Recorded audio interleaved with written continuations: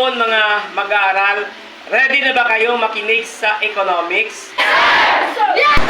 Bago tayo magsimula, tumayo ang lahat para sa isang panalangin. Sa ngalan ng Ama, ng Anak at ng Espiritu Santo. Amen. Tayo'y manalangin. Aming Diyos na makapangyarihan sa lahat, salamat po sa araw na ito. Salamat po sa magandang kalusugan at sa mga biyaya na aming natatanggap araw-araw. Tunay na kaibuti mo po, Panginoon, kaya patuloy na pinupuri at sinasamba ka namin. Dalangin po namin, nagabayan niyo po kami sa araw na ito. Tulungan mo po kami na maunawaan ang lahat ng mga araling ituturo sa amin. Bigyan niyo po kami ng talino, pagmamahal at kalakasan sa aming pag-aaral. Pagpalain mo po ang aming bansa, ang aming paaralan, ang aming mga guro at mga magulang. Salamat po sa pangalan ng aming Panginoong Jesucristo. Amen.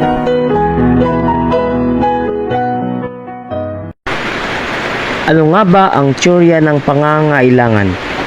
Ang teorya ng pangangailangan ni Abraham Maslow ay ang bawat tao ay may magkakaibang pangangailangan at kagustuhan. Sa kanyang aklat na The Theory of Human Motivation, sinasabi ni Abraham Maslow na pinanukala niya ang teorya ng hierarkiya ng pangangailangan.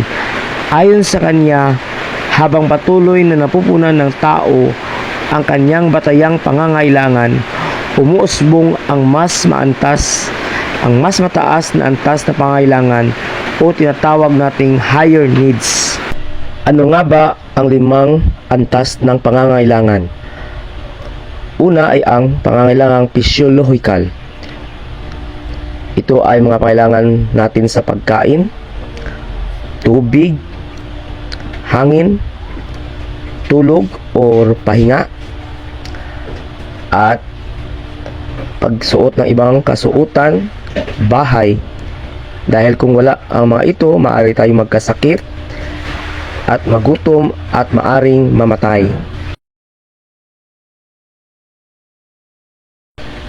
Ang pangalawang antas ng pangangailangan ay ang mga pangangailangang seguridad at kaligtasan.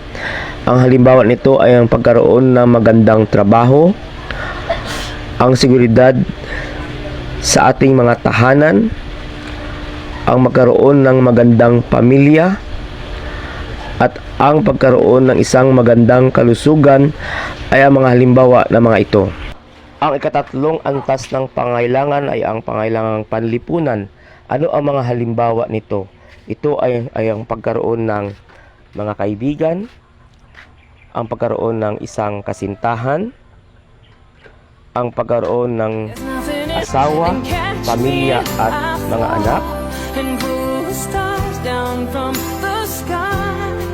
at ang pagbibigay ng paglilingkod sa mga mamamayan upang makisalamuha. Dahil kung wala ang mga ito ay magdudulot ng kalungkutan at pagkabalisa sa ating mga sarili na hindi natin alam kung ano ang ating mga gagawin. Ikaapat na antas ng pangangailangan ay ang pagkamit ng respeto sa sarili at sa ibang tao. Ang mga halimbawa nito ay ang pagbibigay ng respeto sa ibang tao, ang pagpagtaas ng dignidad ng sarili dahil sa ating pakipag-ugnayan at pagbibigay galang sa ibang tao. Dahil kung wala ito ay magbibigay ng mababang moralidad at tiwala sa sarili. Ang pang-5 antas ay ang antas ng kaganapan ng pagkatao. Ito ang pinakamataas na antas na pangangailangan ng tao. Halimbawa ito ang paglilingkod na buong pakumbaba na walang hinahangad na kapalit. Ang paglilingkod na sama-samang gumagawa ng tungkulin. Ang pagkaroon ng unity sa bawat trabaho na ginagawa dahil mas madaling matapos ang mga ginagawang gawain kapag ito ay sama-samang na ginagawa. Pamprosesong katanungan. So maaari niyong sagutin ang mga iba't ibang katanungan.